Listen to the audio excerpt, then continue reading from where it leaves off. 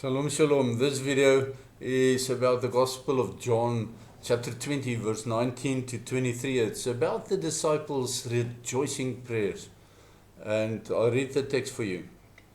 It was evening on that day, the first day of the week. That is the resurrection Sunday evening. Biblically, it's actually then the next day, not the same day anymore. But be it as it may, it's the evening of the day on which Yeshua resurrected. When the doors were locked where the disciples were for fear of the Judean leaders, Yeshua came and stood in their midst, and he said to them, Shalom Aleichen, peace on you, friends. After he said this, he showed them his hands and his side. Then the disciples rejoiced when they saw the Lord Adonai Yeshua. Yeshua said to them again, Shalom Alechem, as the Father has sent me, I also sent you.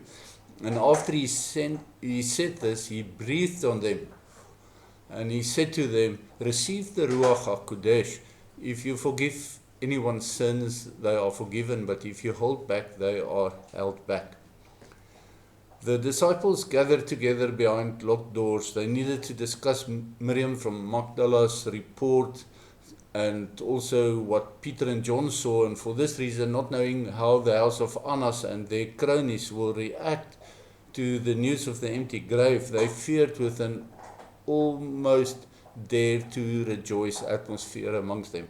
And when Yeshua entered and bestowed a blessing on them in that moment, halfway between being fearful and rejoicing because of the empty grave, Yeshua's blessing then, Shalom Alechem, is an ancient Hebrew greeting.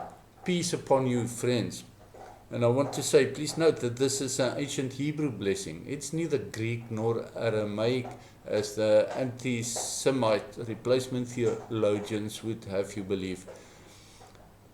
The Jews in Israel in Yeshua's time spoke Hebrew, not Greek, not Aramaic either. Note the lies that have been told to us. Because Yeshua is Elohim Et, the Aleph Tav, who created the world by speaking it into existence, he created Shalom for the disciples with this blessing. When he said Shalom Alechem, it created the Shalom, the peace for them. Their fear was gone and their joy overflowed, and they rejoiced. And this is what true worship is, to rejoice in Adonai. Yeshua showing the wounds in his hands and in his side is the fulfillment of Joseph's reveal to his brothers in Egypt, which you can read in Genesis 45. With the words, Ani Yosef, he revealed himself, I am Joseph. But to convince his brothers, Joseph showed them his circumcision, the mark of the Abrahamic covenant. Yeshua showed the marks of the new covenant. And note that the old had not been done away with. The new confirms the old, it does not replace it, but rather the new builds on the old foundation. In showing the marks of his crucifixion and the wound in his side that bled him out, Yeshua confirmed and fulfilled the prophecies from Isaiah 49 verse 16 that says Israel's names are inscribed in the palms of his hands. And they were inscribed with nails driven by a heavy mallet. And then, of course, it fulfills the prophecy locked up in all the Passover lambs specifically, and all the other animal sacrifices in general, which have been bled out in order to render them kosher. When Yeshua returns, he will show his covenant marks to all Israel, as he did to his disciples, like Joseph did to his brothers. And then all Israel will be saved, because all Israel will recognize their Messiah, and all Israel will then believe in him. Yeshua's blessing came with a task to be done.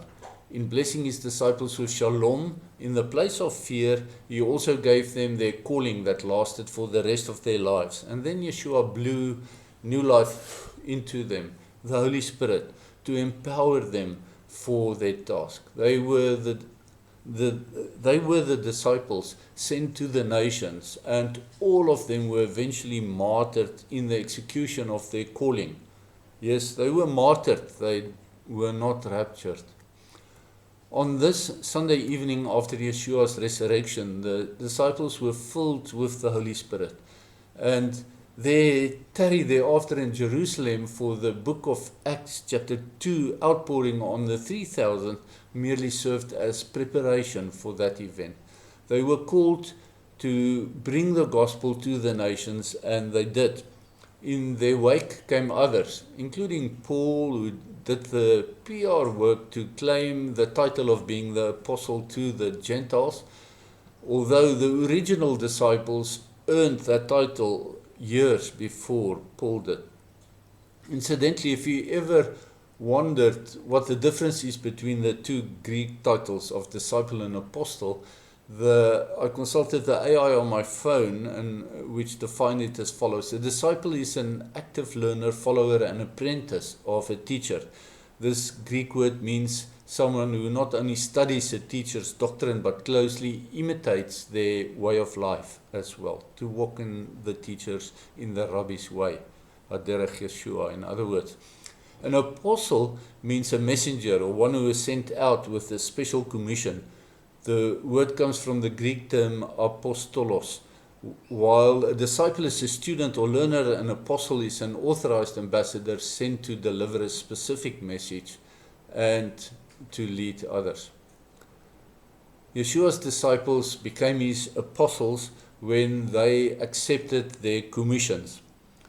And Paul was Gamaliel's disciple before he was called to be Yeshua's apostle.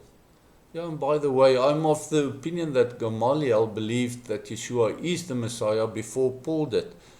That's the reason why Gamaliel advised in the Sanhedrin that persecuting the people who are believers in Yeshua, they may actually act against God himself. But this may be the reason for Paul, who was still called Saul then before he changed his own name. He rebelled against Gamaliel's guidance regarding the first believers, and he took it upon himself to persecute them, to get them landed in prison and some of them executed. And with that, I hope that I've given you something to think about.